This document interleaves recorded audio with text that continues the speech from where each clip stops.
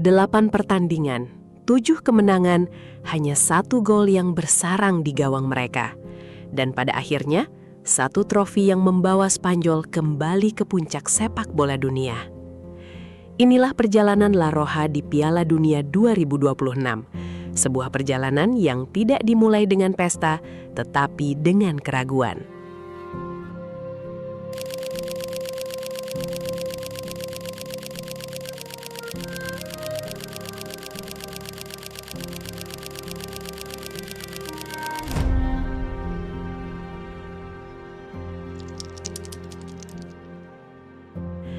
Spanyol tiba di turnamen sebagai salah satu favorit. Mereka membawa status juara Eropa, pemain muda seperti Lamine Yamal dan Pau Cubarsí, serta pemimpin berpengalaman seperti Rodri. Secara kualitas, mereka tampak lengkap, namun Piala Dunia selalu punya cara untuk mempermalukan prediksi. Pertandingan pertama melawan Cape Verde menjadi peringatan. Spanyol mendominasi bola dan menciptakan tekanan, tetapi gagal mencetak gol. Skor berakhir 0-0. Hasil itu segera menghidupkan kembali kritik lama. Spanyol mampu mengoper bola, tetapi apakah mereka cukup tajam? Apakah penguasaan bola mereka benar-benar berbahaya atau sekedar indah tanpa hasil? Tekanan meningkat menjelang pertandingan kedua melawan Arab Saudi. Kali ini, Spanyol memberikan jawaban besar. Tempo serangan dinaikkan, pergerakan tanpa bola lebih agresif, dan peluang tidak lagi terbuang sia-sia. 4 gol tercipta, Spanyol menang 4-0 dan kembali terlihat seperti kandidat juara. Laga terakhir grup H menghadirkan ujian lebih berat. Uruguay bermain keras, disiplin, dan tidak memberi banyak ruang. Spanyol tidak mendapat kemenangan mudah, namun 1 gol sudah cukup. Kemenangan 1-0 membawa La Roja menutup fase grup sebagai juara grup H.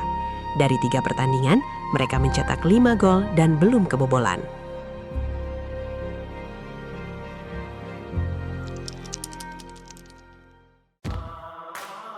Format baru Piala Dunia 2026 berarti perjuangan di fase gugur dimulai dari babak 32 besar. Lawan pertama Spanyol adalah Austria. Disinilah kekuatan mereka mulai terlihat utuh. Spanyol bukan hanya menguasai pertandingan, tetapi juga menyerang dengan efisien dan bertahan tanpa panik. Austria dikalahkan 3 gol tanpa balas. Selanjutnya datang Portugal dalam babak 16 besar. Duel 2 negara semenanjung Iberia ini tidak menawarkan banyak ruang. Setiap kesalahan dapat mengakhiri turnamen. Spanyol tidak selalu tampil spektakuler, tetapi mereka semakin matang. Mereka sabar, tidak kehilangan bentuk permainan, dan menemukan 1 gol yang menentukan. Portugal kalah 1-0, Spanyol melaju. Di perempat final, Belgia menjadi lawan pertama yang berhasil melukai pertahanan La Roja.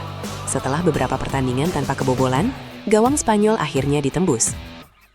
Skor 1-1 membuat pertandingan berubah menjadi ujian mental. Untuk pertama kalinya, Spanyol harus menjawab tekanan setelah lawan mencetak gol. Mereka tidak runtuh.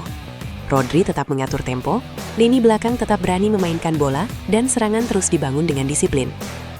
Gol kedua datang. Spanyol menang 2-1. Belgia menjadi satu-satunya tim yang mampu membobol mereka sepanjang turnamen. Tetapi bahkan gol itu tidak cukup untuk menghentikan perjalanan La Roja. Di semifinal, Prancis menunggu. Prancis memiliki kecepatan, kekuatan fisik, dan sederet pemain kelas dunia.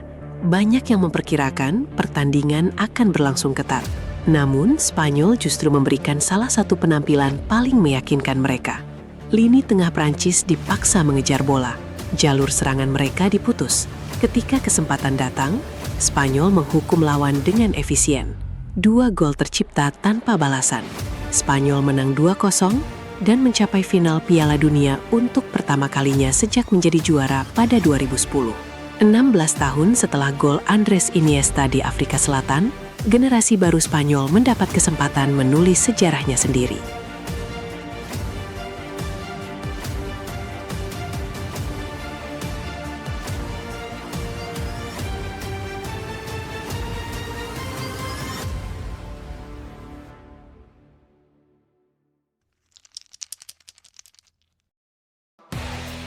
Di final, lawan mereka adalah juara bertahan Argentina.